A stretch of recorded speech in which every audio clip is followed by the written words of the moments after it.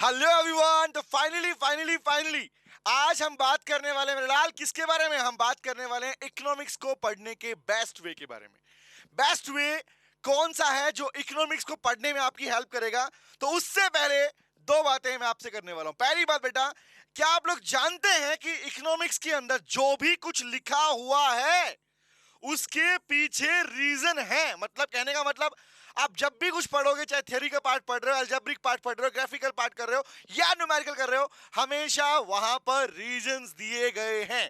तो अगर आपको अपना कंटेंट स्ट्रॉन्ग करना है तो सबसे बड़ा प्रश्न अपने आप से हमेशा पूछना है, जब भी कोई पार्ट करोगे चेक करना क्या आपको उस पर्टिकुलर टॉपिक के पीछे रीजन पता है या नहीं पता है। तो आइए बात करते हैं कौन से वो पार्ट है जिसको आपको कंसीडर करना है। आइए बात करते हैं पहला पार्ट बेटा, पहला।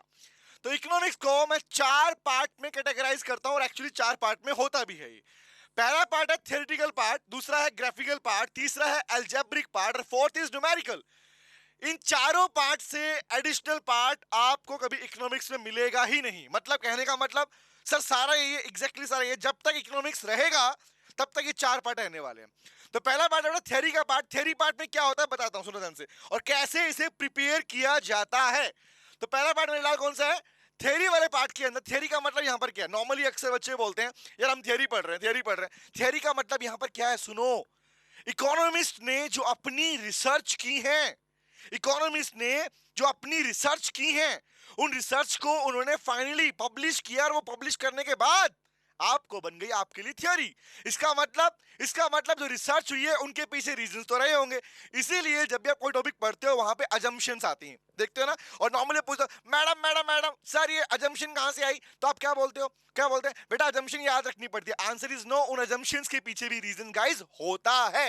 मतलब मैंने पहले ही बोला, थ्योरी का मतलब है रिसर्च। जो भी रिसर्च आपके पास में की जा चुकी है, रिपीट कर रहा हूं, जो भी रिसर्च आपके इकोनॉमिस्ट ने की है वो सारी रिसर्च आपकी थ्योरी वाला पार्ट है। इसका मतलब आपको थ्योरी पढ़ने के टाइम में सबसे मेन याद रखना है रीजन। क्योंकि याद रखना, अगर मैं हमेशा बोलता हूं रीजंस नहीं तो इकोनॉमिक्स नहीं, रीजंस नहीं तो इकोनॉमिक्स नहीं, कहने का मतलब आपके इकोनॉमिक्स के कंसेप्ट तभी स्ट्रांग होंगे मेरे लाल जब आपके पास में रीजंस होंगे। पहला वर्ड।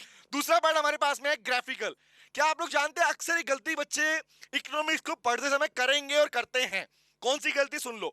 गलती ये है कि वो थ्योरेटिकल पार्ट को, ग्राफिकल पार्ट को, अलजेब्रिक पार्ट को, न्यूमेरिकल पार्ट को, इन सबको अलग अलग ट्रीट करते हैं। मतलब इन सबको पढ़ने का तरीका उनका अलग अलग होता है। इसका रीजन हो सकता है आपके पास में कि आपने जो पार्ट पढ़ाया गया आपको वो सेपरेट पढ़ाया गया। और अक्सर बच्चे ग्राफिकल को देख लेता है और ग्राफिकल मेरे को आ गया। ऐसा नहीं होता मेरे लाल, ऐसा नहीं होता।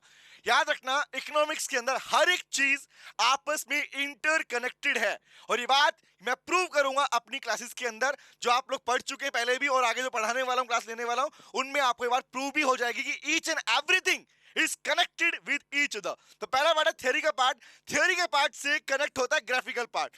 मतलब आपकी प्रिपरेशन ऐसी होनी चाहिए कि आपको अगर ग्राफिकल पार्ट दिया गया तो आप थ्योरी लिख सको, थ्योरी दिया गया तो थ्योरी से ग्राफ वाला पार्ट भी डिजाइन कर सको। सर ऐसा पॉसिबल है? एग्जैक्टली 100% पॉसिबल है। तो ग्राफ को पढ़ने का तरीका होता है, वो भी मैं क्लास में सिखाऊंगा। तो पहला पार्ट है थ्योरी, सेकंड पार्ट है ग्राफिकल। ग्राफिकल में क्या होता है गाइस? डिफरेंट डिफरेंट ग्राफ्स हमें देखने को मिलते हैं। रिमेंबर, अब ग्राफ्स के पीछे क्या है? कहीं पर शेप आपकी कॉनकेव, कभी स्ट्रेट लाइन, कभी कॉन्वेक्स शेप होती है ना। तो ईच एंड एवरी जितने भी ग्राफ हैं बेटा, उनके पीछे रीजंस हैं कि कोई पर्टिकुलर ग्राफ में शेप क्यों चेंज हुई। तो याद रखना, अगर आपने ग्राफिकल पार्ट को थ्योरी से कनेक्ट करके नहीं पढ़ा तो याद रखना कहीं ना कहीं ग्राफ अलग हो जाएगा और थ्योरी अलग हो जाएगी। तो टारगेट क्या होना चाहिए? ग्राफिकल और थ्योरी दोनों आपस में कनेक्ट लेके ही पढ़ने वाले हो और पढ़ना पड़ेगा अगर आप चाहते हो इकोनॉमिक्स बहुत बेस्ट तरीके से तैयार हो। आपका पहली मोहब्बत बन जाएगी बेटा, गारंटी मेरी है। दूसरा पार्ट अलजेब्रिक का मतलब नॉर्मली क्या होता है? हम बोलते हैं इक्वेशंस को बोलते हैं। तो आप जानते हैं बेटा, आपके सिलेबस के अंदर, आपकी बुक के अंदर इक्वेशंस आती हैं।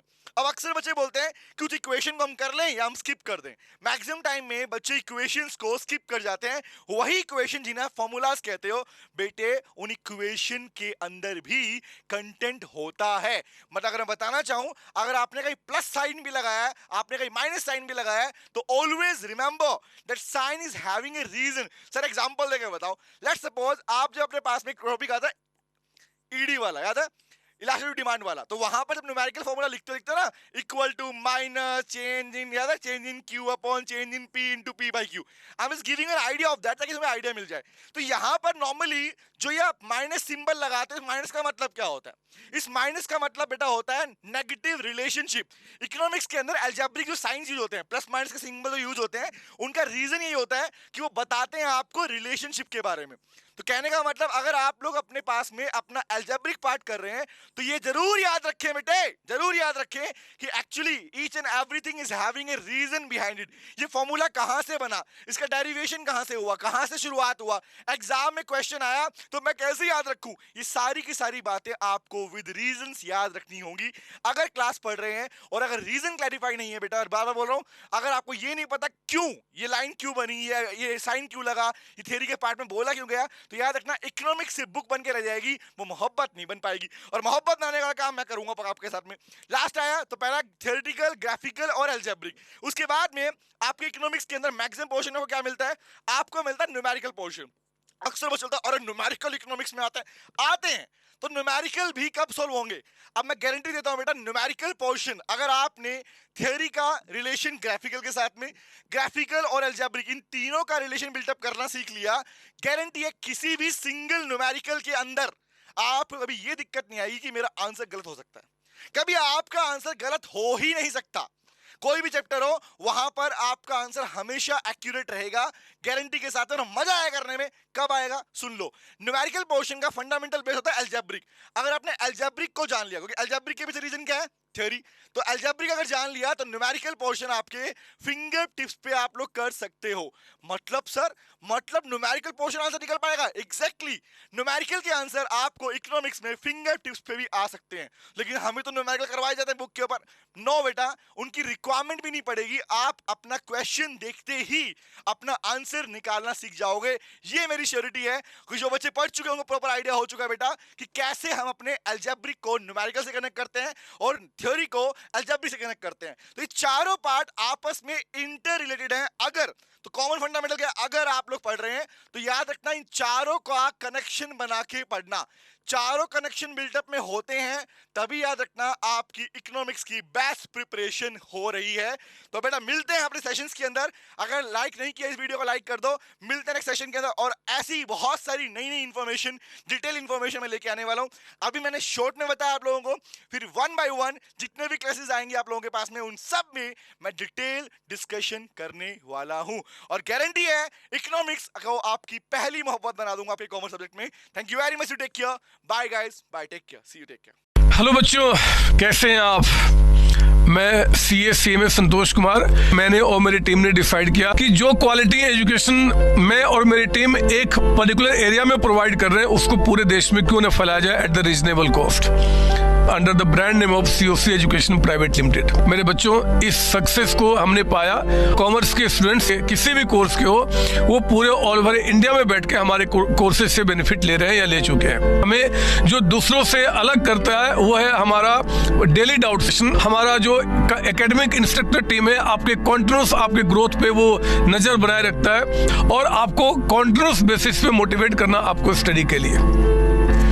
मेरे बच्चों, कुछ रिव्यूज पूरे ऑल ओवर इंडिया से आए हैं, मैं चाहता हूं कि वो आपसे शेयर करूं। This is Komal Mishra of class 11. I am Vishal, preparing for CA Foundation. Hello, my name is Anshika and I'm doing CA Intermediate. Ayaz from Bihar, student of COC since class 11th and now in Foundation. I have purchased my CMA Intermediate classes from COC Education. Hi everybody, this is Rahul. I am currently pursuing the CMA finals. मैंने YouTube पर पहली बार तो sir का class देखा, उनके पढ़ाने का तरीका मुझे बहुत ही पसंद आया। Very thankful to Santosh sir. He is really a very nice teacher. अगर मैं संतोष सर के टीचिंग स्टाइल के बारे में बात करूँ तो आपको महसूस ही नहीं होगा कि आप वीडियो क्लासेस में बैठे हो, आप लाइव क्लासेस में बैठे हो। Santosh sir has cleared all my doubts and he gives a very तगड़ा answer to my accountancy. Thanks to COC, my concepts are pretty clear, my doubts get clear right away and I'm even able to score a good mark. इसलिए मैं संतोष sir का दिल से thank you so much कहना चाहता हूँ। आइए आप भी हमारे साथ ज्वाइन करें और सक्सेस के पाथ पे आप भी हमारे साथ अपने सपनों को पूरा करें।